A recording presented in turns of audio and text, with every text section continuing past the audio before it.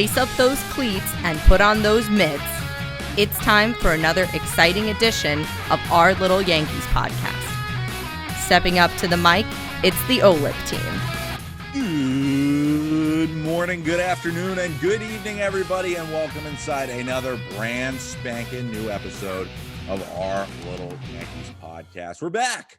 Took a couple weeks off. We had some, I had some important things to do, but more or less, boys, Yankees baseball is upon us. So let me introduce my compañeros for OLYP this week, the one and only Josh Levin. What up, what up? And Eric Ray Sepulveda. How's it going, guys? I'm back, as you can see, in my mother's kitchen. And yeah, it's great to be back, guys. I missed you guys. It's exciting. Just so we can be fully transparent with everybody. It wasn't that we didn't want to do 2 weeks worth of episodes, but I got married, so I was not able to. Yeah, thank you, boys. No applause, please. I was not able to do a podcast 2 weeks ago, and then I was on my honeymoon, so I was also not able to do a podcast then. So even though I watched all the Yankee games that were happening, the show can't go on without me, because I put on the audition to make sure it gets on air, and I make sure I edited the film so that way we can do YouTube. E-Ray's a little bit of a prima donna in his contract, so he's not going to be doing any. In my contract, it just says what's going on. In my contract, it just says show up, and sometimes I do that. So I showed up today, though, so that's all that matters. That's true. We just told him what time it was, though. He did give us a hard limit because apparently fantasy baseball drafts may or may not be more important than OLYP. I'm just saying. Hey, I mean, you could have done this podcast from your honeymoon if it really mattered to you as well. So. Oh, oof, low blow. He was saving that. He did not say that to me when we were off air and I was ribbing about it, but he made sure to get the low blow shot in on me when everybody else could hear it on the podcast. But with that in mind, boys, it is an exciting time. And in fact, exciting doesn't even capture the feelings that we have, because today, Tuesday, March 30th, when we're recording this podcast, we are 2 days away from real live matters Yankees baseball.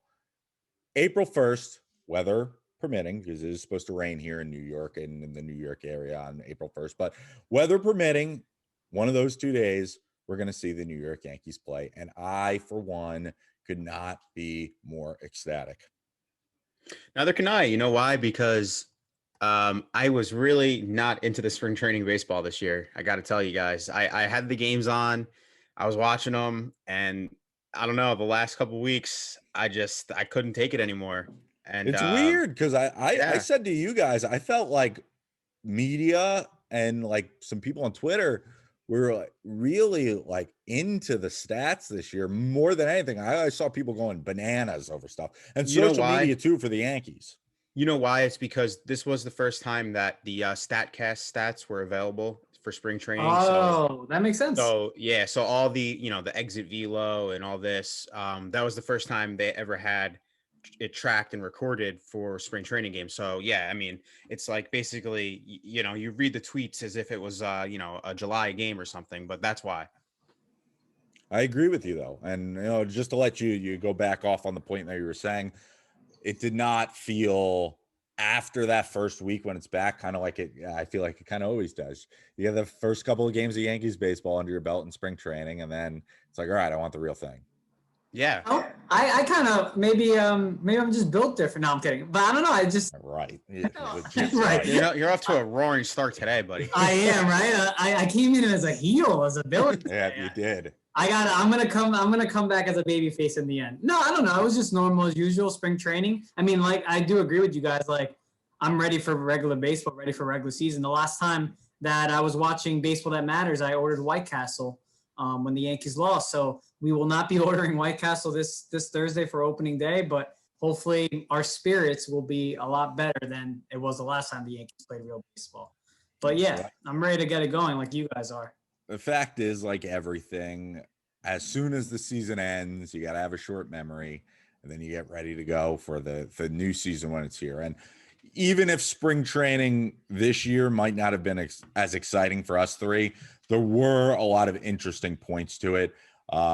For a while, it looked like there's a fifth starter competition, and then Domingo Roman, as we all expected, ran away with it, especially those last couple of starts where Debbie just wanted getting shelled. We got to see Tyone, and we got to see Kluber do their thing.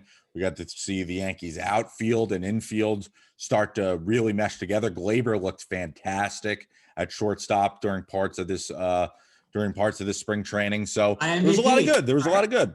Yeah, I think I said he was MVP. You did? Yeah, you're right. Absolutely. So, but Debbie did win top rookie of the spring for the Yankees. That's good. I agree. Absolutely. Though with the good comes the bad. And that brings us to our first topic of conversation regarding tonight's pod. And that is, it would not be the Yankees starting their season off if they did not have an injury. And this one, very, very significant. It might not be Aaron Judge. It might not be Giancarlo Stanton. It might not be Gleyber Torres. But Luke Voit was a guy who led the league in home runs last year and was a prolific slugger for them in 2020 in that 60-game season. And now the knee stuff, it turned into the knee stuff you don't want, which means it required surgery. And it seems as though he might be out somewhere between a month, maybe a month and a half. Timetable early on from Boone, which, take it with a grain of salt because you never know with him. He says it's one thing and it turns out to be the complete opposite. And it turns out you have to shut him down for the season. But he said June. I was reading with that meniscus surgery that he winds up having on his knee. Jay Bruce, who we'll get to in a minute, said it took him 13 days to get back. Don't think we can be that optimistic, but anywhere between May and June, Voigt's going to be out of the lineup. What are your guys' thoughts? So, yeah, I mean, the Jay Bruce thing, he said he came back in like a little less than 3 weeks. Obviously, there's no reason for the Yankees to push it. I'm sure, there's no, what's the rush? The season's just beginning. This is a guy that's obviously extremely important to their lineup, and there's no sense in, putting him on an accelerated return to the team at this point, especially after, he dealt with something in the other knee as well earlier in the spring. And we know about the foot stuff last year. It's just no sense in rushing it back. I can speak from experience because I had this exact injury and this surgery on my left knee. Wow. I didn't know that. We got real life experience on the pod. Yes. I tore my meniscus in my left knee and I had it surgically repaired. It's the same surgery that Luke Voit underwent yesterday. It's minimally invasive. It's a quick procedure. It is also a very quick rehab. We've seen guys in the NBA come back from this, in 14 days, 20 days. So I think anybody saying June is on the extremely, extremely long side of this. I would expect Voit back in May, especially because he got through most of spring training. So it's not like he needs to completely ramp up from square one, considering that the surgery is minimally invasive. But to speak to how it affects the team, obviously it's not great. It's not a good start to get off to, especially when, in the past, it usually seems one injury comes and then the next 40 come right after. So yep, it's always like a domino effect. Yeah, it's a domino effect. So it's obviously a terrible foot to start off the season, but I think considering how good the lineup is and the fact that everyone else right now, knocking on all the wood, is healthy, I think it's something that they can obviously withstand. Yeah, I agree. I mean, granted, anytime you lose a guy that led the league in home runs, it's going to hurt, right? But the Yankees offense is good enough to, carry themselves the first couple months if he does come back by May or early June. I just think it sucks, right? It just sucks as a fan. It sucks for Voit. Like, I tweeted the other day, like, we were right at the 5-yard line. We were just about to be there, other than Justin Wilson. But I'm saying, like, to have our full lineup, I feel like, and on opening day for the first time in the last couple of years, completely healthy. So yeah, it sucks for Voit, but hopefully he, like you said, Josh, he got the surgery, you had it, and hopefully he's back sooner than later. But yeah, I think the Yankees will be okay for now. Because again, as we're probably going to talk about it, the guy who's going to take his place is Mr. Jay Bruce, who made the team, and he's going to play first base. So yeah.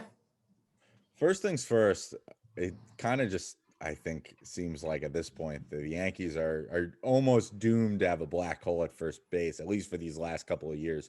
Even when Yes. Voit was good, before that it was it Voit or was it Greg Bird? Before that it was Greg Bird getting hurt all the time. And pretty much everybody since Mark Teixeira, they have not been able to get a steady first baseman who plays consistently game in and game out, or almost game in and game out every single time. And that's a bummer, but I feel like when you're almost used to that and understand that going in, it allows you to not have the blow as hard as you would have expected elsewise.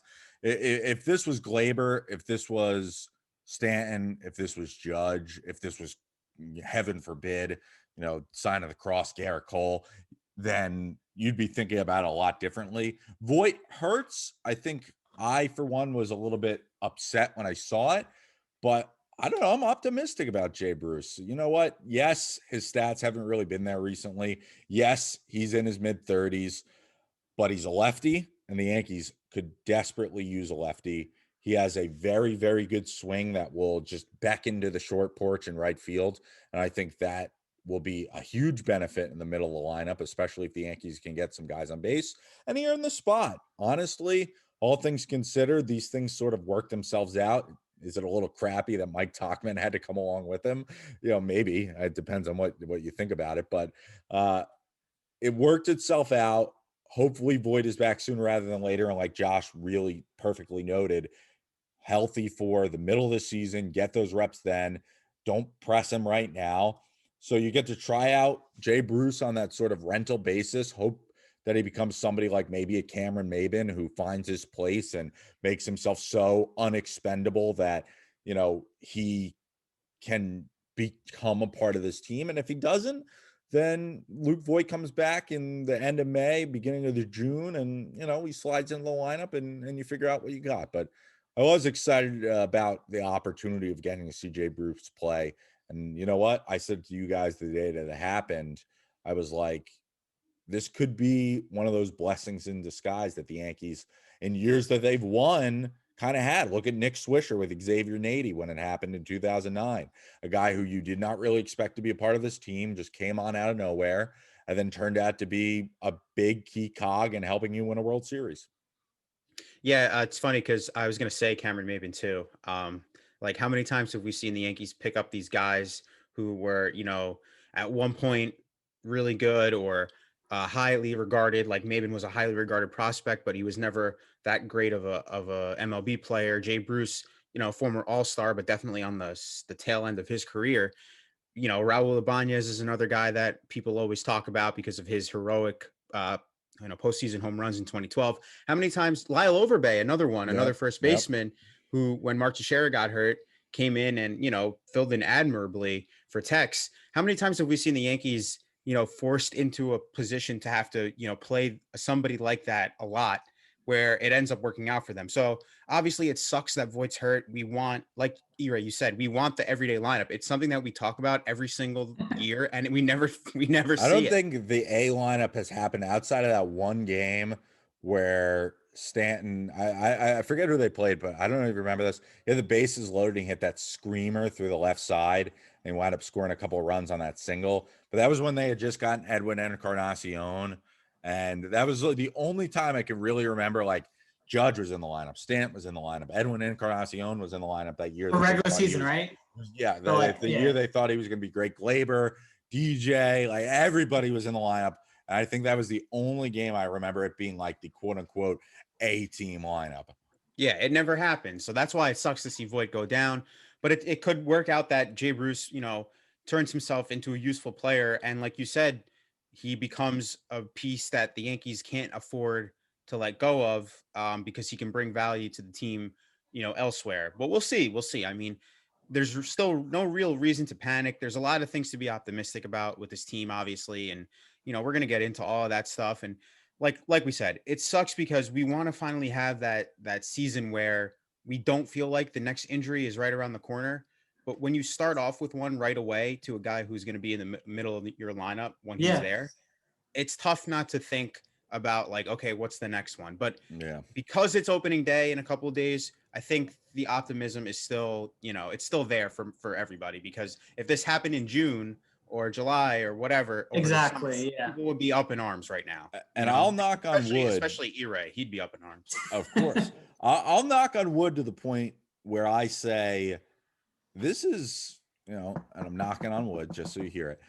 This is almost the point where the Yankees have maybe dodged a bullet a little bit, because think of the last few years, how many guys have really just gotten hurt in spring training. Obviously, last year COVID happened, so we never really knew, but it was like that first week of spring training, it was like Judge with the rib, Paxton had to get shut down because of the Severino had to go down because of the Tommy John. You didn't know what was going on with Stanton. All that stuff happened. Nobody came in shape. Nobody was healthy. Spring training came and went, and people started to get hurt then. And it's like, all right, exhale a bit.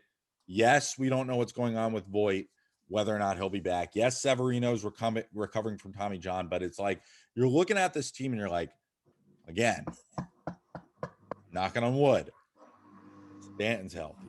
Judge, exhale. We dodged a bullet yesterday, even though he was sick. Yes. He looks healthy. Sanchez, seemingly healthy. Glaber looks great at shortstop. DJ's healthy right now. Frazier with a few scares in the outfield, but he's playing good right now and he's healthy. And then everybody on the rotation, including two guys who have not pitched in over a year, got through spring training with minimal issue, and both of which looked very good when they see right that positivity. You see, we got positive. The Yankees have some positive things happening. Yeah, we do. Can we just talk about yesterday really quick? I feel like we have to talk about that. We do, yeah. Oh, of course, yeah. Yes. And for those of you who don't understand what Josh is referencing, Monday, so the day before we got this podcast, the Yankees Twitter, which E-Ray is always locked into, but I was actually the one that broke the story for those of you who want to know.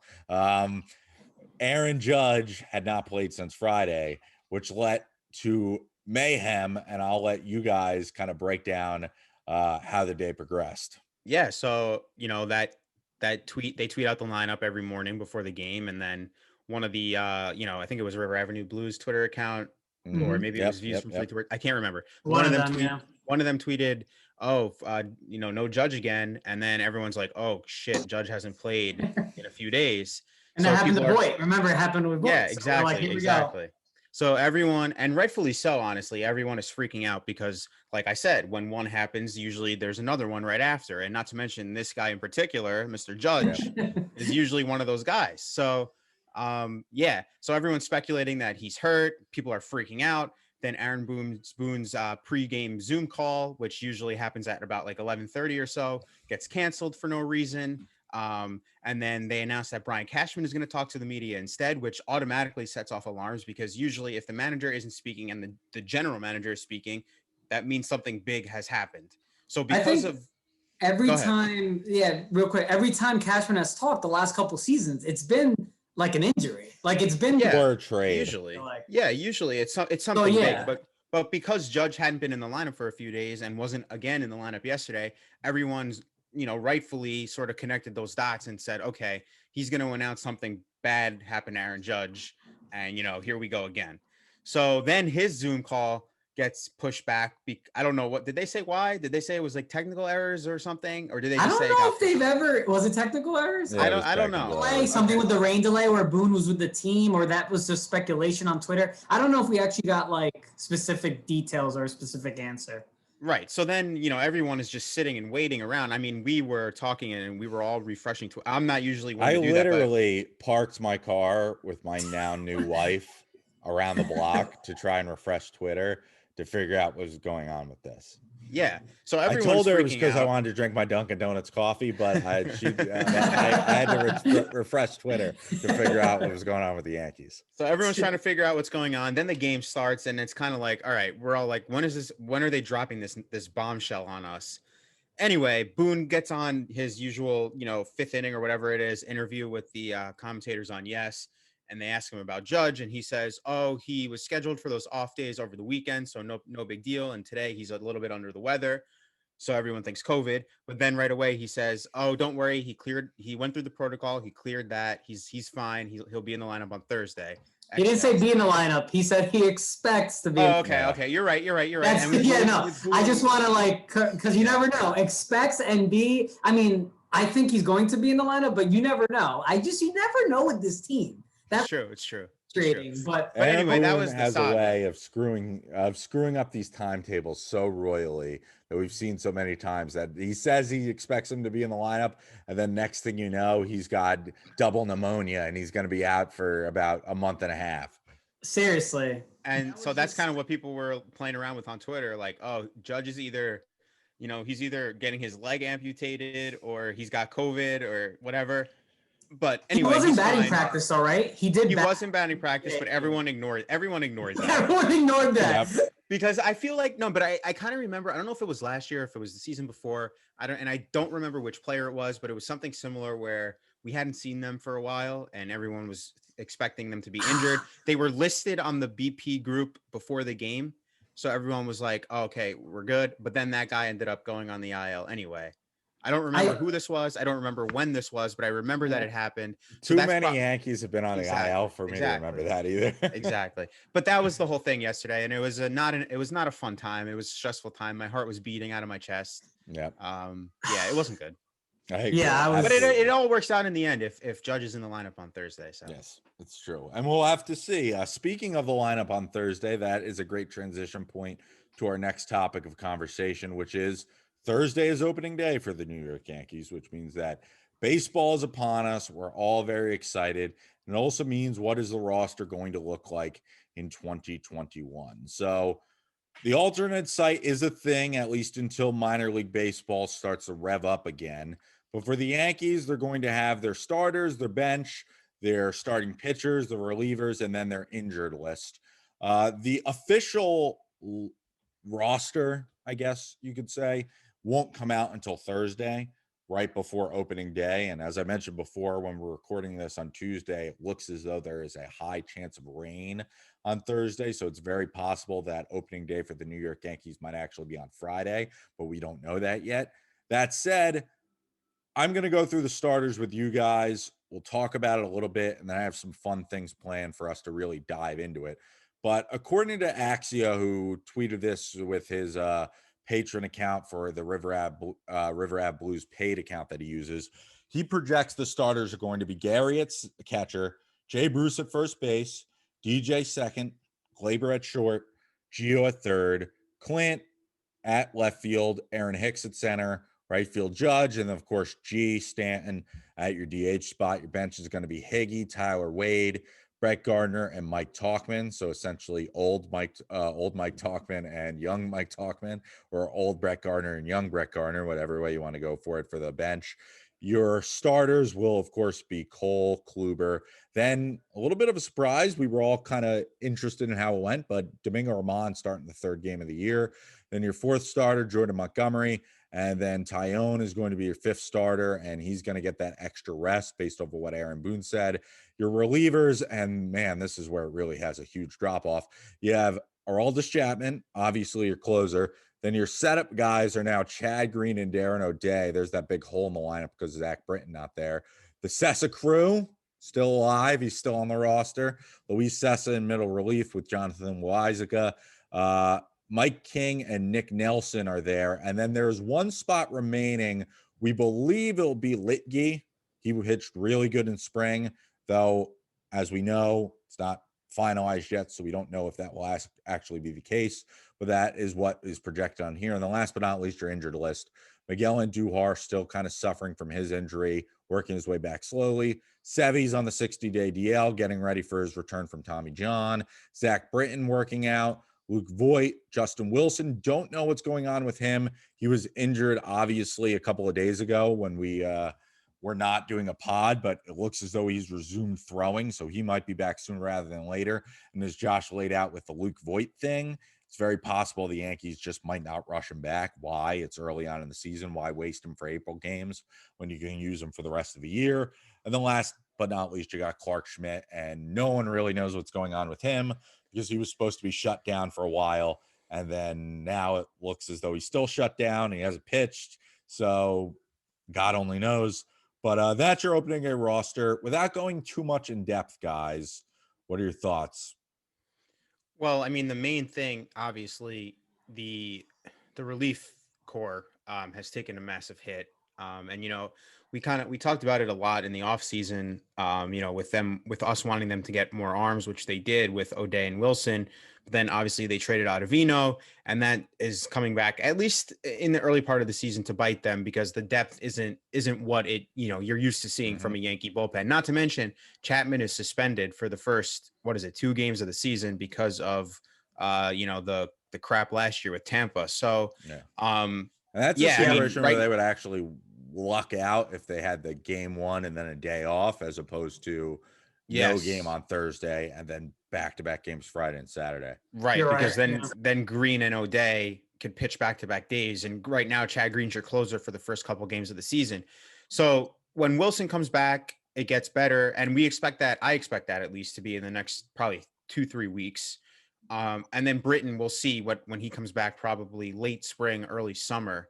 That'll make things a lot better in that bullpen. So right now, my main, it's not really a question, I guess, but the main thing I'm looking at is, can the Yankees withstand the injuries to the bullpen in the early going of the season? That's going to be very important, because we don't think, based on how they've lined up the rotation and kind of just the word around town, we don't really think the starters are going to be pushed very much in the beginning of the season, which is going to put a lot of extra pressure on this bullpen. And guys like Loizaga and Nick Nelson and probably Lucas Littke are going to be relied upon more. And Luis Sessa are going to be relied upon more than, and normal. Michael King, which scares the crap out of me. That scares the crap out of me. No.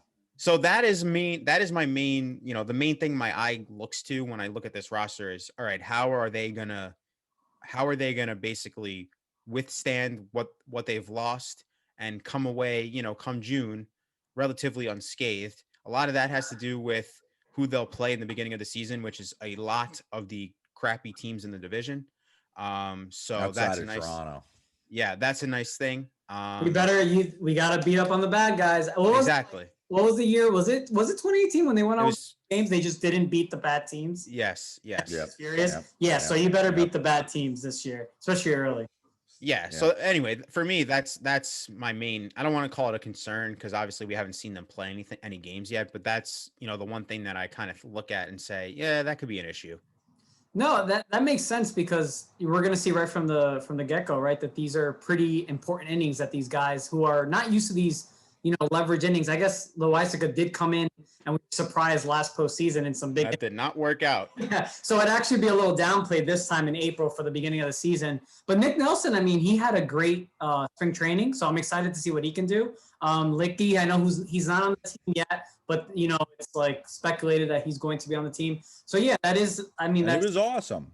Yeah, he was awesome too. So in a way, it's kind of exciting to see what these guys can do. Now, if they suck, I'm exciting anymore. I will be very angry, and I will show that on Twitter. But yeah, for right now, since they haven't pitched yet in these innings, I'm going to root for them. So yeah, I think the one thing that when Jules, when you did your little rundown, though, and I think Josh mentioned it too, was the creative approach, right, that Aaron Boone is taking with the starting rotation. Yeah. The two takeaways I see with this is because I think you mentioned Herman was pitching game 3, right?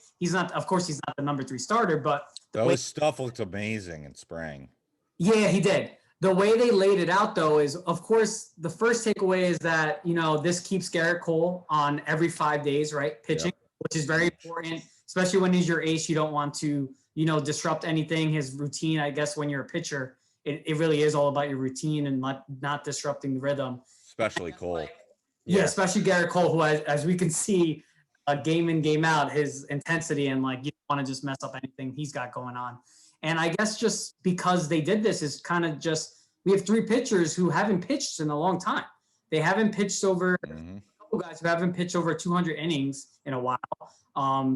You have these guys who haven't pitched, and you just want to stretch them out, right? You want to just stretch out. And that's when it comes down to what you said, Josh, with how important this bullpen is going to be. So in the end, it all comes together. And that's when I want to see at the end of April is hopefully, I do like this creative approach. I think the way it's set up, it should succeed. But of course, we have to see how everything plays out. But I think it's a good setup for now on paper. I agree. Absolutely. Yeah, also, well, speaking of the starting pitching, they're going to skip they're going to skip a fifth starter the first time through. So Cole's going to stay on regular rest, but everybody else isn't going to stay on regular rest because they have days off where they can do this. So, right, first time through, it's Cole, Kluber, Herman, and then Montgomery, and then Cole again. And then the next time it's Taillon and not Kluber. So that's how the Yankees are going to kind of work it the first few games of the season, which is smart because both Taillon and Kluber have been, missing in action for the last couple of years. And on top of that, everybody else is working off of a 60-game season. Herman is another guy who hasn't been around, and that means that we'll get to see Davy Garcia. The Yankees said that they'll be using a sixth starter at certain points in the season. I would expect to see Davy in April too. So that's nice. And that's exciting. And I like the structure of that. I'm happy with that. I didn't want them to go the traditional route with the starters. I wanted to see them use the sixth guy. I'm liking that they're getting creative with the skipping of Kluber the second time through, or skipping a Taillon the first time through, I should say. And Cole, letting him do his thing because he's Garrett freaking Cole. Yeah. The fact is, I feel like at this point, and I feel like this is just going to start to become the norm in baseball a little bit, outside of your top of the line aces, I think you're definitely going to start to see more rest, more working around for pitchers to make sure that they can maximize their innings. And for a team like the Yankees that has struggled recently with pitching depth, especially late in the year, they are, I almost guarantee, going to try and find a way to really stretch out these arms and do what they need to do to get everybody going. And once Sevy comes back, I wouldn't be stunned if they go back to a six-man rotation because they like the guys that are in there if they're all healthy. And then they add Severino in there too. They're going to want to give Sevy a start every 6 days or so to build him into going to what's going on to see that. So I think that's a really strong possibility as things start to move along. But without getting too much into this, I want to play a game with you guys. I came up with it off the top of my head before we did this. It is called All-Star or Non-Star.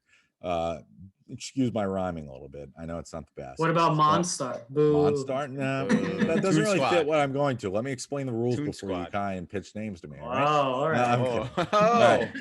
So the way that this works is I'm going to go through the team, and you're going to tell me, because based off of what I heard Clint Frazier say the other day, which was if he does all the goals that he thinks he can accomplish, you're going to see him in the Summer Classic, and he's going to be an all-star, which led me to think, all right, what guys on this team could be all-stars and what guys on this team could not be? So I'm going to throw some names at you, and you're going to tell me, are they going to be closer to being an all-star? Or are they going to be closer to being a non-star for the New York Yankees in 2021? I'm going to jump around a little bit, so that way it's just not this easy. And I'm going to exclude the bench because the fact of the matter is outside of Brett Gardner, you have three guys who are not everyday players for this team. And if they are an all-star, that means something has gone terribly wrong. So we're going to start with the starters and the rotation, as well as a couple of guys from the bullpen as well. So let's start with the man who said it himself and kind of set me and the ball in motion with this. Clint Frazier, 2021 all-star or 2021 non-star? All-star. Do I need to elaborate, or do you can go short? You can go short because somebody's got something to do it at that's right, 8:30 mark. That's right. Well, you know what? Then let's rapid fire this. All right, Clint Frazier all-star. For me, all-star. You right? Same for me, all-star. All right, Gary Sanchez. No, non-star. I want to say all-star, but I'm gonna say non-star. Wow. All right. E-Ray's on the wagon. I hope he proves me wrong, dude. It's a roller coaster with this guy. It really is. I just don't think. And an all-star is not a role. When you're an all-star, you're not. Actually, you can be because you can have a good first half and a bad second half. Think of this as the way of what all pro is in the NFL. Everybody gets elected to the Pro Bowl because it's fan voting, it's voting from the outside. But to be an all pro, you have to be the best of your craft. Think of it that way, not just who the fan favorite would be. I'm still gonna say no star, but I still think he'll be like a top 3 guy in home runs for catchers. Like that doesn't matter. No star. All right. Let's try the Yankees' new first baseman, Jay Bruce. No star. Non-star. No, star. Non-star. Sorry. Non-star. Non-star. All right. How about the guy who will eventually come back to be first base and Luke Voigt? Yeah, all-star. I think so. And he doesn't need to play in the All-Star game. It's just how well Oh, he can okay. I see what contribute you're saying. Yeah. from the moment they come back, that sort of idea. If they were healthy, would they be an All-Star player? Now, I all don't know. pro, Was that last type year a of thing. fluke? No, I'm going to say all-star. No, he's good, No, he's man. the real deal. Yeah, he's good. Yeah, he is. All right. We have a How friend who about doesn't think so, but okay. Lay Machine, DJ LeMahieu? Easy lock. He's the biggest lock of all the people you're going to talk about, I think. Yeah, I think All-Star as MVP well. season? I don't know about that, but I mean, he's definitely an all-star. Yeah, no, that's definitely true. Yeah. The guy who did not come into camp in shape, played too much Call of Duty, but looks pretty good this spring, Gleyber Torres, all-star or non-star? Easy all-star.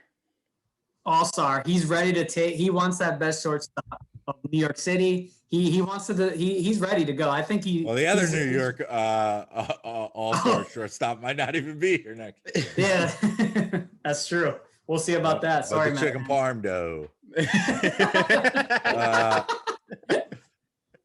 How about our very, very cute third baseman, our little Gio Urshela? Yeah, he's an all-star. See? He's Even an if he A lot plays- of all-star. all-stars if on he- this team. Even if he plays terribly, he's an all-star for me. That's true. And an all-star. Yeah, he's in an your all-star in heart. my heart. I think we have a lot of all-stars in this team. This team should be very good. That's what I'm doing. You're right. All right. Aaron Hicks. I'm going to say this is a guy who won't make the all-star game in July, but he'll be a very, very valuable player on the team. So I guess I'll say all-star. I see what you're saying, but I guess if we're He's going non-star. if we're going to Jules' game, I guess like all pro, I think he's going to be very good numbers, but I don't think he'll be like an all pro. So I'm going to say non-star. Wow. Okay, that's fair. All right. That's But I like fair. Aaron First Hicks. disagreement between the two of them. That's I like fair. Aaron That's Hicks fair. too. I agree with your reasoning. I'm sticking with Yes. my pick, but That's okay. All right. The two big guns of the team, Mr. Injury himself and Mr. Injury himself. Let's start with the one and only Aaron Judge, all-star or non-star? well, I'll tell you what. If this guy, the only way he's not an all-star is if His he's hurt. injuries. Yeah. And if he's not an all-star, then we need to have a serious conversation about this guy. But we'll wait until if and when that happens. So I'll say all-star. Yeah, he's an all-star. Yeah, it's really like you said, his injury. Like his track record shows when he plays the games, he's really good. He's Yes. all-star, he's MVP numbers. So I'm gonna when he plays, but I'm gonna say all-star. And I'll say the same for Stanton too. Yeah. Obviously, like it's the same. It's like the same song and dance for these two guys. They're essentially the same person, if you really think about it. If Same body if, type, same, if both were the perfect versions of themselves and not hurt, they would both be top 5 or top 10 MVP candidates most seasons. yeah. Yeah.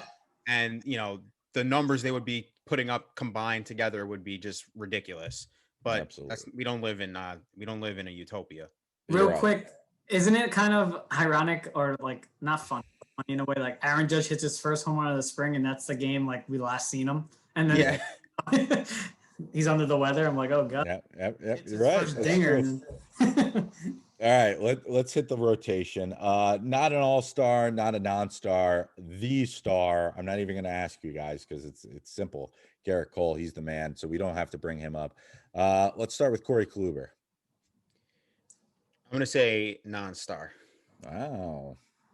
I'm gonna say again, the same thing as I said earlier with Aaron Hicks. I think I'm gonna say non-star for now, but I just think that he can have good numbers, but I'm not gonna say from his spring numbers because the spring was kind of like bumpy, but Hit a 2.4 ERA. no, I know the last couple starts. I'm talking more of his not his ERA, more of his like location. Like He walked 7 his, guys. yeah. His stuff looked good, but he's still like trying to iron out some pitches and stuff. He All did right, ERA though. But here's a question. non-star for now. I'll ask you the same one about Tyona at the end of this. Does he finish the season on the team? Yeah. Wait, That includes injuries. Like at the end of the season, is he pitching for the Yankees? Yes. Yes, I believe. Yeah. Okay. Next, Domingo Román, all-star or non-star? I kind of think he's gonna have like a really weirdly good year. So Wow. I think I'm gonna say all-star. I could believe it. You right?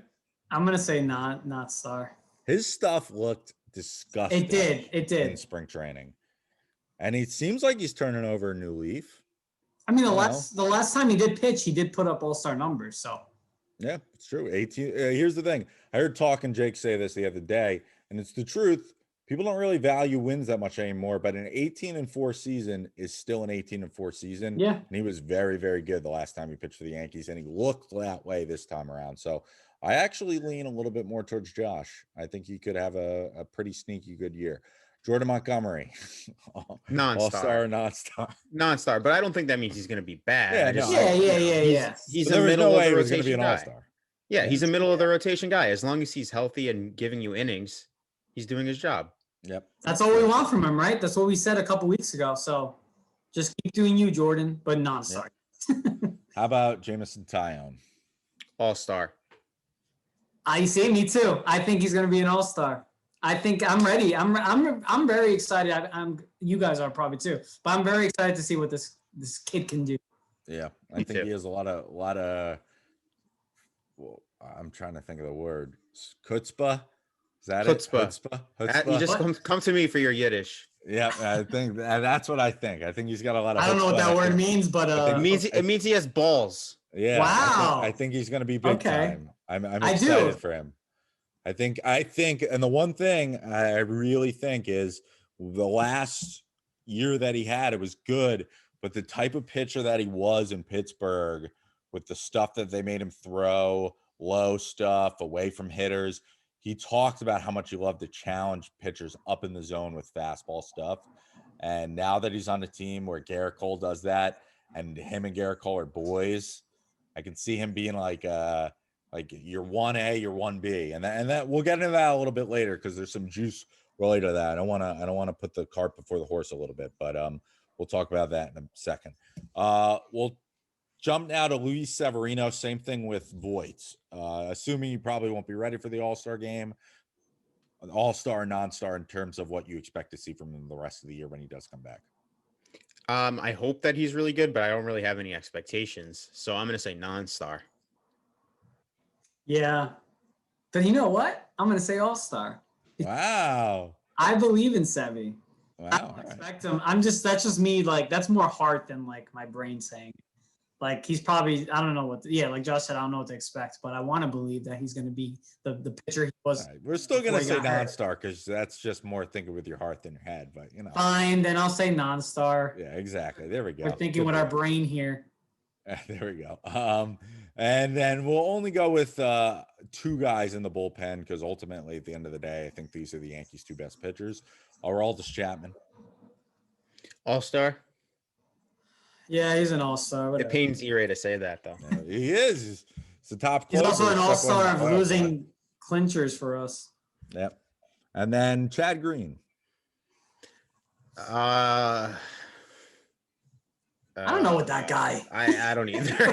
I really don't know. Pick one. All-star because I really hope and I pray that he is, but I don't know. I'm gonna say non-star because. What? I'm gonna say non-star. I think. What'd you say, Josh? I said he's good every now and then. He is. It just depends. He's mostly been good, right? Yeah, he has been. For some reason, he's been leaving a bad taste in my mouth. You know who he is? He's like poor man's David Robertson. Yeah. David Robertson, I trusted more than I trust. Yeah, well, that's what I'm saying. Yeah, he's like the poor man's David Robertson. Yeah. Comes same situation, same sort of like high socks bullshit, Houdini crap. Right? They bring him in with like two men on, and they'll pitch like 2 innings for him. Yeah. Here's the thing. Very good sometimes. It's just I just feel like he kind of set the bar pretty high for himself. He did. 2017, right? Yep. And then he hasn't gotten back to that Yep. yet. So that's kind of why I feel at least like that I don't know what to expect from him, but I'm being unfair because he is very good. And of He is. course, every pitcher, especially relievers, because it's they're so volatile and they're so up and down from game to game, year to year. He's going to get knocked around and he's going to give up a big hit and he's going to lose you a game and you're going to be very upset about it. But at the end of the day, like if this guy's in your bullpen, if this guy's on your team, you know, he's helping you win way more often than not. So I'm not really fair to him. Of course. Anyway, last but not least, Luis Sessa. No way. All-star in our hearts, right? He's an all-star in our hearts. We gotta bring the Sessa. Well, Sessa Fathead. Sessa Yep. fan He's club. on the team. We're gonna be there. He's always gonna be on the team. In 10 years when we're not on the team, he's gonna be on the team. That's right. If that makes sense. That doesn't make sense. Why won't we be on the team in 10 years? We're still. I don't know. I was trying to make a joke. It didn't work out. I mean, you might not be. It didn't land. Soon, you'll become a hermit somewhere or something. It didn't land, and don't beg me to laugh at it. Yeah, I agree. It was a terrible joke. Awful. Bad job, you right? Hey, I gotta work out the kinks. It's been a couple weeks. That's right. It's almost opening day. You'll be ready to go. We have faith in you. All right, keep moving on here because we got a little bit of a time crunch here. It's opening day. We've talked about it. And now it's time to get a little bit more in depth. Other than the New York Yankees potential of maybe not playing on Thursday, there's going to be real baseball in the Bronx that matters with fans in attendance come this weekend. And on opening day, you're going to get Garrett Cole against the Toronto Blue Jays. Odds are your lineup's going to include the likes of Gary and Judge and Clint Frazier, Glaber, DJ LeMahieu, Jay Bruce, Gio and Aaron Hicks. So it looks as though it's going to be a complete lineup. What is your realistic expectation for the New York Yankees on opening day? On opening day or the whole season? Opening day. I think, I see no reason why they wouldn't win. They have, the best pitcher in the American League on the mound. So, yeah, I mean, I expect a win. And they have, besides Voit, they have everybody, we hope they have everybody out there on the field. So, I expect them to win every damn time they go out there. So I expect the same this Thursday. Oh man, if only we could have your acting skills there, E-Ray. Let's not forget that E-Ray literally almost broke down in tears when he thought Aaron Judge may or may not have been hurt. Yeah, I mean, I'm just sick of it, man. I just want everyone to stay healthy, and I want to win a World Series. All right, that's it. Now I'm getting hot because Is that too much to ask? Yeah, is that too much to ask? Just win me a damn World Series. Get to the World Series. Yeah, it's not too much to ask. We'll get to your predictions in a bit. That was a nice little, I guess, starter and toe tip in opening day. But obviously, opening day means a lot more than just opening day and the first real game that matters. It obviously means the opportunity for the New York Yankees to start their season, which is something that we're all very, very excited about. And with the start of the season comes predictions for MLB, prediction for the Yanks, but also some bold predictions. And my Axia of River Ave Blues, he came up with his bold predictions for this year's season.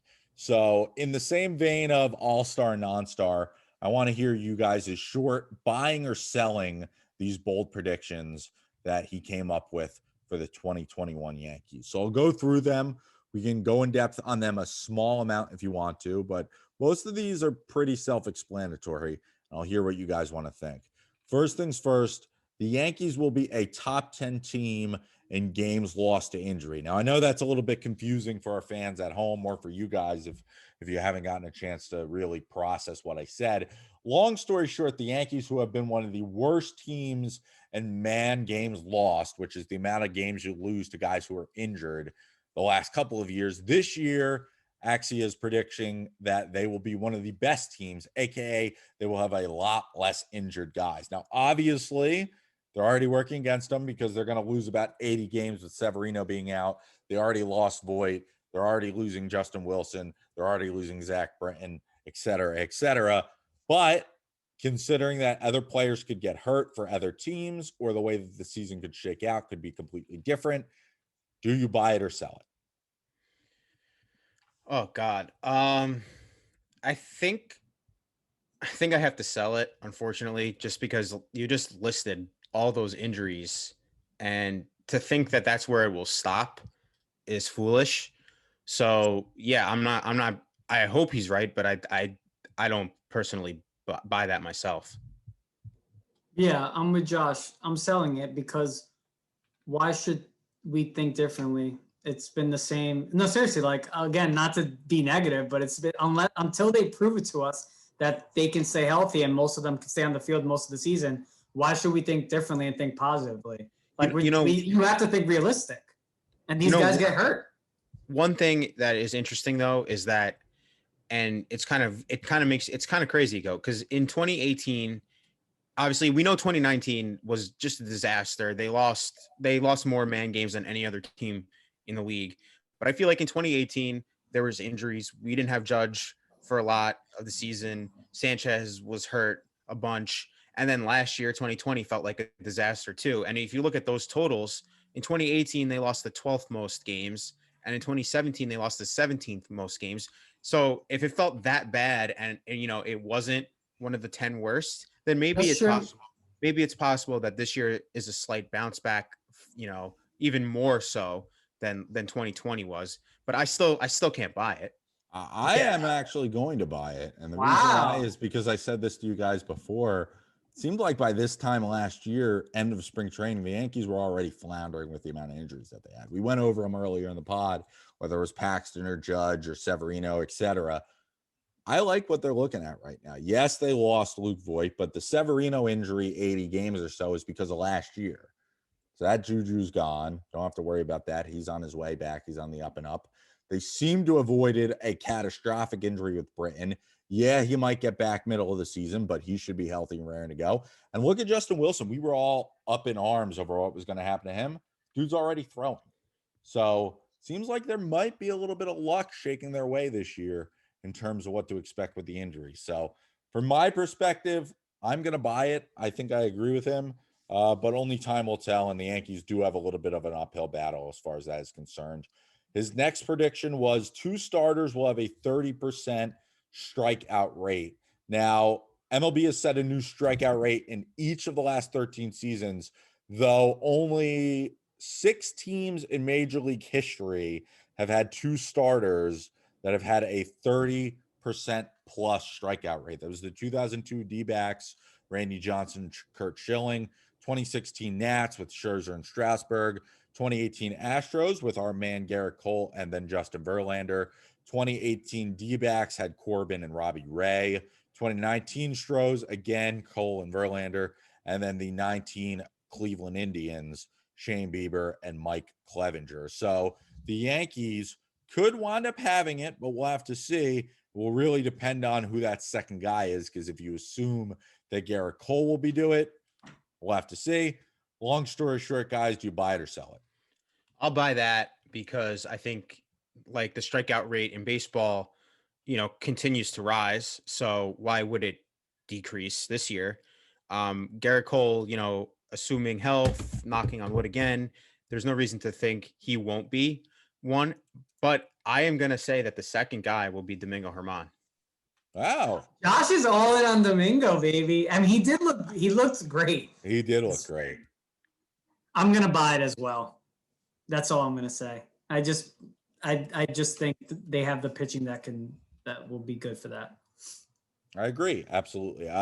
If you're curious, you read the bold predictions, they wound up going with actually going with Tyone. It'll be interesting to see what exactly happens with it.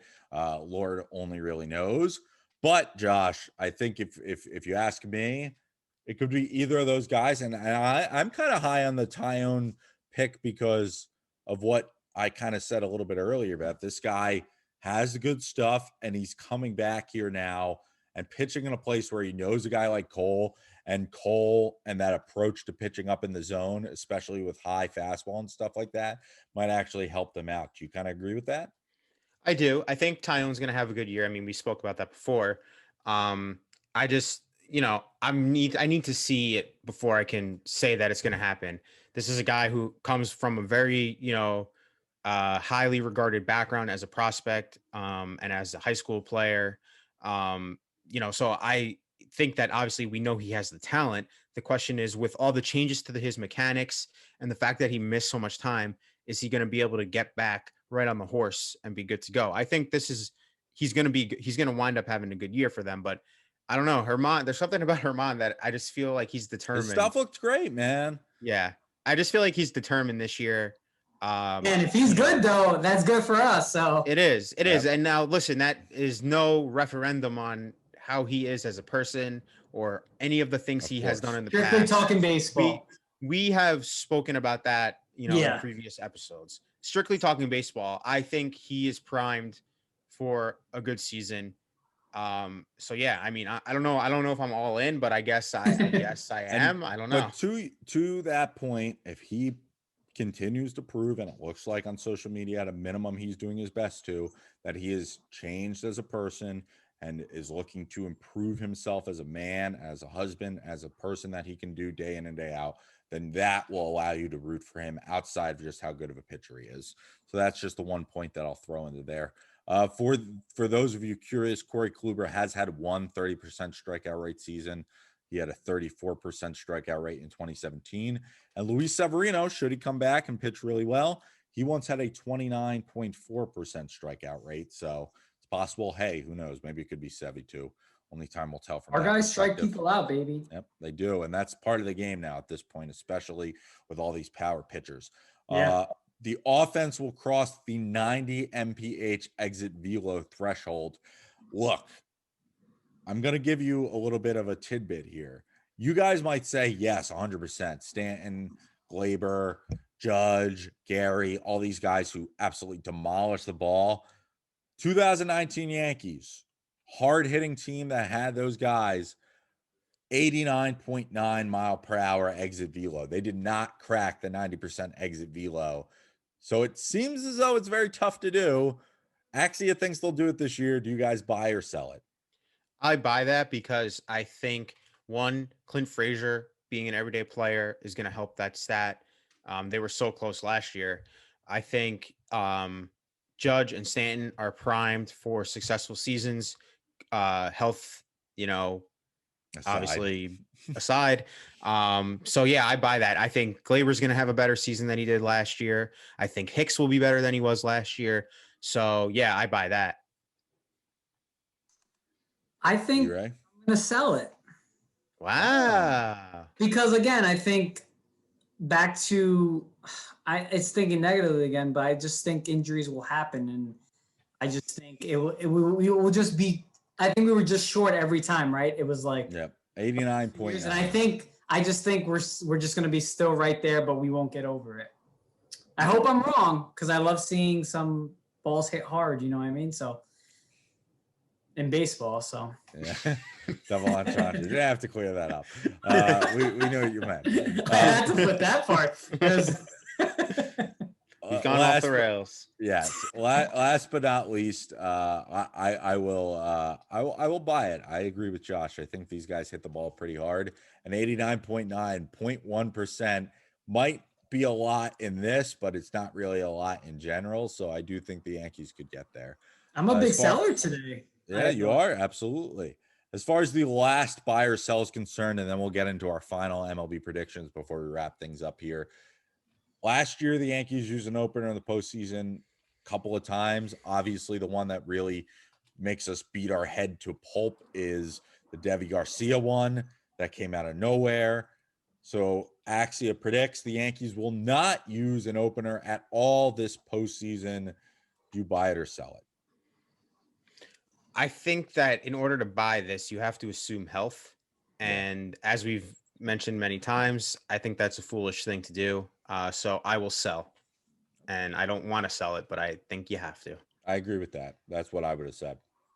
Yeah, same thing. Wait, I had probably got confused with the question, but I don't know. I want to say sell, but I don't think they're going to use a bullpen guy in the playoffs. So then you buy it. So then I buy. Then I misunderstood the question. Yes, you did. Because I know I talk about the injuries. I guess I'm more talking about the lineup and stuff. I just feel like if we have to, let's just say this. If we need a bullpen game this postseason again, with the amount of pitchers we have, it's going to be a disaster. It really will be. So I would like to buy this. And hopefully we have enough pitching depth to not have a bullpen. Yeah. So I'll say this though. A lot of it depends on trade deadline, and the last couple seasons, the Yankees have not been willing. We're getting Sevy back though. Do you know? That's right. That's a big deadline acquisition. The fact is, the last couple years, it's been the same story. We haven't felt that they've had enough pitching, and we've been begging for them to make a move at the deadline, and they do not do it. And it always comes back to bite them. In 2019, it bit them because they had to use Green as an opener in the playoffs because they literally didn't have any starting pitching. And last year, that was them just getting a little too cute. But again, they didn't have the depth that we would like them to have because they didn't move at the deadline. So, it's another one of those things. Can we expect anything different? Yeah, you're right. That's good. No, it's going to be interesting to see as always. Yep, absolutely. 100%. We'll have to see. I with Josh in this one that I want to buy it, but I don't always have the amount of faith that the Yankee starters will hold up. And I think that sort of happened every year. They have wishful thinking of going into the rotation with 5 guys who are all very competent. And then usually they wind up having to do a bullpen game for somebody in the playoffs because it gets to that point. Or heck, with the way that bullpen games work nowadays, it feels as though they're almost kind of a rite of passage if you have a guy who you like as going in the middle of the game as opposed to starting off against those first couple of guys in the order. So only time will tell, but we'll see how it is. Last but not least, boys, no more predictions. Well, that's not true because this whole segment is predictions. No more buy or sells. No more buy or sells. No more all-star and non-stars. It is time to predict the 2021 Major League Baseball season. So this is what we're going to do. I want you guys to give me your final standings for the 2021 American League East. And in addition, I will ask you for your American League Central winner, your American League West winner, and your 2 AL wildcard teams. And then we'll do that with the NL as well. And then last but not least, we'll talk about who we think the MVPs are and who we think the Cy Young Award winners are. And then we'll see what you guys think the final score will be on opening day for the New York Yankees. So, Josh, we'll start with you. What is your final prediction for the 2021 American League East? So I'll start from the bottom to build a little bit of anticipation. So I think the Red Sox will finish. Sorry, the Orioles will finish in last. Oh, I was about to be like, whoa. No, sorry. The Orioles will finish in last. The Red Sox will finish in fourth. I think Toronto will finish in third. Tampa will finish in second. And the Yankees will win the division. All right. So Yankees punch their ticket to the AL playoffs. Are they the best team in the baseball, in your opinion?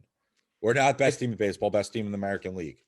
Well, they'll be the best team in the division for sure. And I can't see why they wouldn't be the best team in the AL. So, yeah. So over you have 100 wins? Oh, good question. Yeah, I'll say 100 wins just because I think there's so many bad teams for them to play, Yeah. It's true. American League Central, who wins it? I will say the AL Central. That's a little bit of a toss-up, but I will go with the White Sox. All right. How about your AL West? And the West, I will take those little bastards in Houston, the Astros, to win the West. Yep, absolutely. All right. So Josh has your 1 seed New York Yankees. We'll say for all intents and purposes, 2 seed are the Houston Astros because that's kind of how it's gone recently. 3 seed will be the Chicago White Sox. I don't know if you picked this, so I'm just going with it, Josh. No, I would say White Sox. White Sox right, better so than White the Sox Astros. 2 and Astros 3.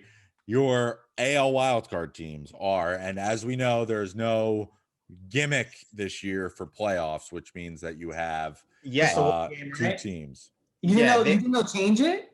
No, they may change it in the middle of the season, but all right. I will blow a gasket. Yeah, so will I. But let's just go with the 2 teams. Okay, right. For all intents and purposes, who are your 2 wildcard teams? So for the wild card, I'll take the Twins will be one of them, and then I guess I'll go with. Oh shoot! Am I gonna do Tampa? No, I'll do Oakland. Wow. See, wow, there we go. All right, E-Ray.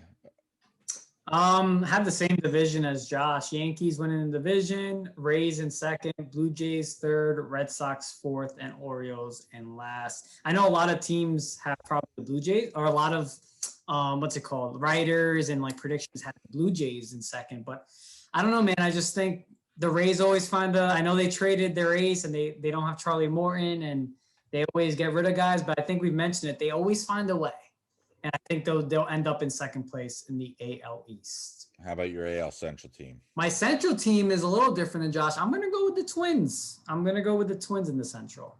All right. For the West, I'm going to go with the Astros, unfortunately. And your 2 wildcard teams? My 2 wildcard teams will be the White Sox. And then again, I'm going to go with the Rays. I think they're going to find a way. They just always do. All right. Differently.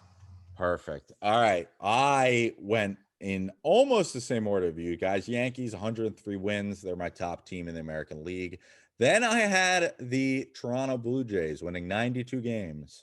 So I think they are going to be your second place team in the American League. Rays still think they'll be good, but I have them with about 87 wins. Then the Red Sox, who I think are going to be about a 76 win team. And then the Orioles, who are going to win about 45 games. They're not going to be that good, in my opinion. My American League Central team is the White Sox, much like you guys. Out west, I got Houston. Then I got Toronto winning the first wild card. And then the Angels finally get to the playoffs, in my opinion. Holy Mike crap. Trout Wow, finally you gets his kidding? team there. I think the Angels are making the playoffs this year. You dirty dog. That's what I think. Wow, I think okay. they're finally going to do it. They're going to lose, in my opinion, in the wild card game. But I think Mike Trout finally gets a chance to be on the stage, so to speak. Before we get into the playoffs, Josh, NL, rapid fire, quick, hit me with it. Okay, so the NL, yeah, I'll say we'll just give division winners and wildcard teams. Is that what you want? Yep. All right, so I'll say the Braves will win the West. I'm sorry, the East. I guess I'll pick the Cardinals to win the Central, although I don't really feel good about that. The West, I'll take the Dodgers to win, and then the 2 wildcard teams will be the Mets and the Padres. E-Ray? I will go with the Mets winning the East, Cardinals winning the Central, Dodgers winning the West, Padres with the wild card, and the Braves with the wild card. I had the Mets winning the East. I had the Reds winning the Central. I love the Reds. I think they're lit. I got the Dodgers winning the West. I have the Padres being the first wild card. And I had the Cardinals being the second wild card.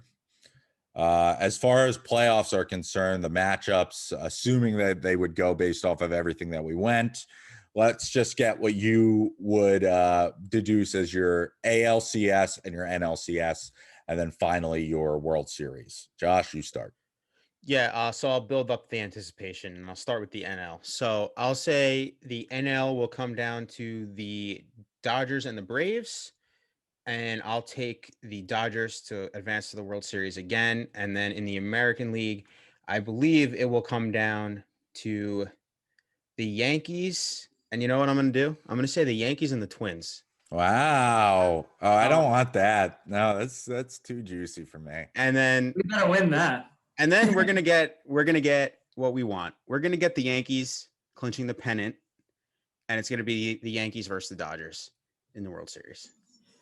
Like everyone else is predicting. I'm predicting. Yeah, I wish it can be different than Josh, but I'm gonna go Dodgers, Braves. I just think they're just always gonna be there, and the Dodgers making the World Series. And then I'm gonna go actually. I know the Astros have lost a couple guys and stuff, and they're not as good as I have them winning the division, but I'm gonna go Yankees Astros again, and hopefully, and we're finally gonna get it done. We're gonna beat them this year, and we're gonna go to the World Series, and then I'm gonna say Yankees over Dodgers, but I'm gonna say Yankees over Dodgers. All right, I like it.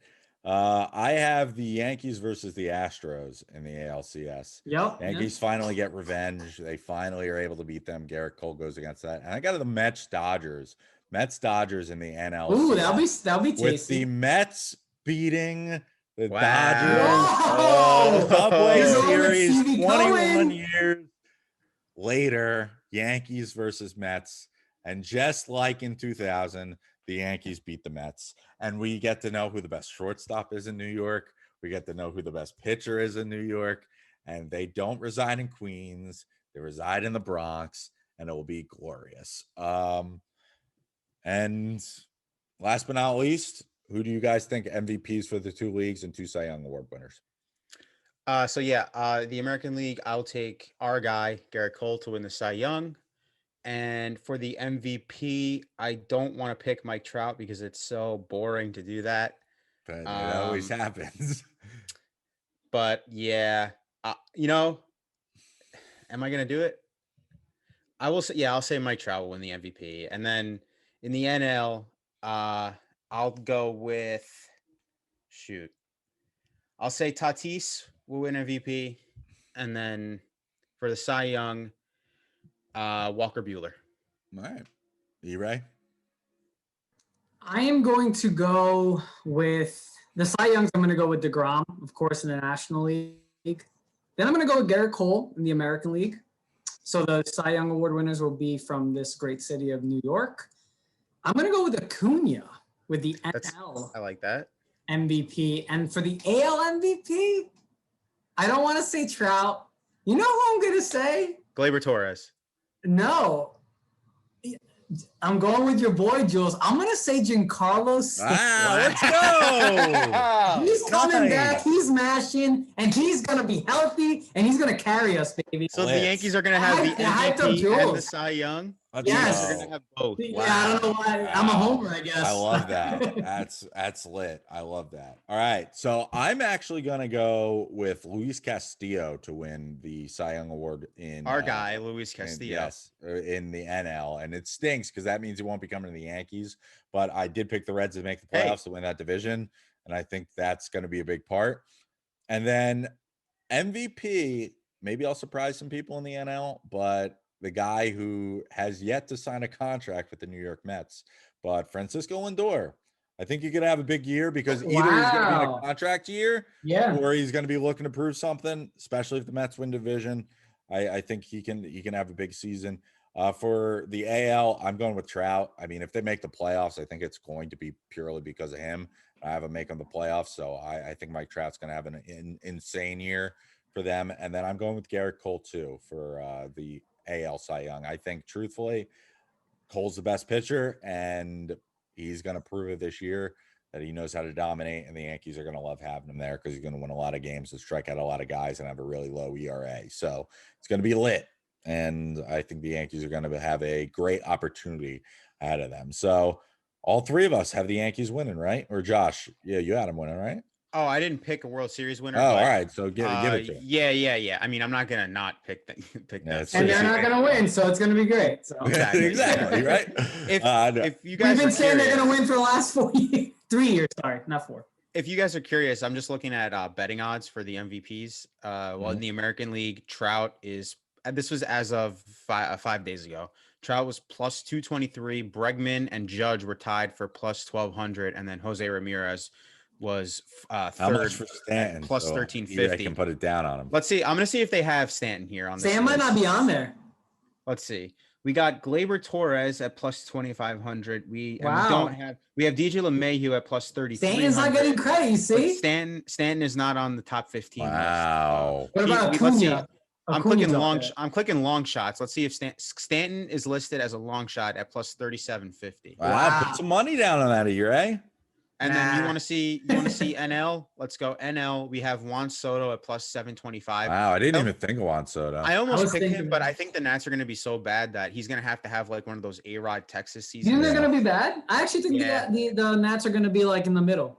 That division's like going to be a battle, man. Yeah. But Acuna is plus 775, tied with Tatis. All right. Interesting. All right. So, and Cy Young. Let's see. Do I have that here? I don't have that in front of me. I can pull it up. Oh, wait. No, sorry. I don't have it in front of me.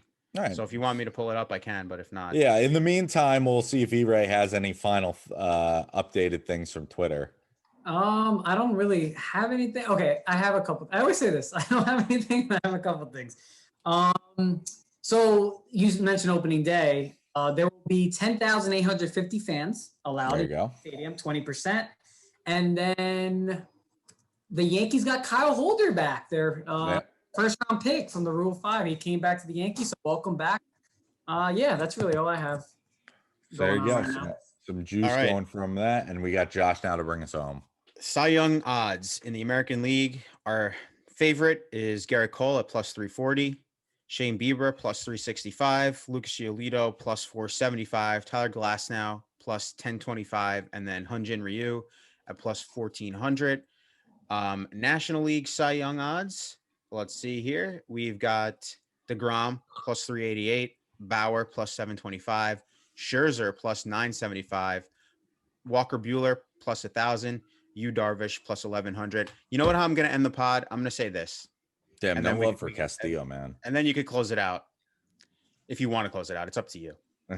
I will say that going off my last point about the Nationals being bad, Max Scherzer will be traded to the New York Yankees. Wow. Holy crap. What a If he gets traded to the Yankees, I will go over to Astoria and hug you.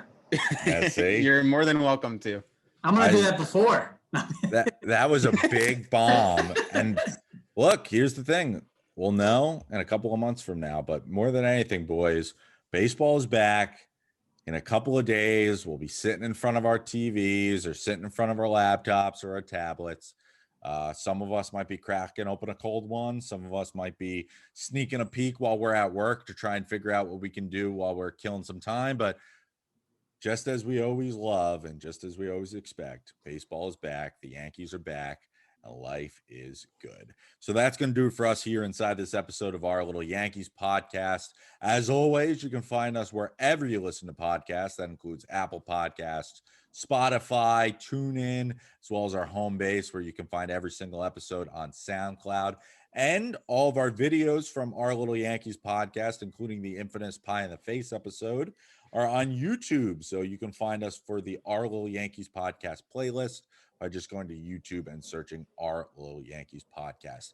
Yankees start this upcoming Thursday, April 1st, 1:05. Unless there's rain, then it's Friday. We'll have to see. Time will tell from that. But until next time, folks, they're Josh Levin and Eric Ray Sepulveda. I'm Julian Coltree. We'll catch you on the flip side.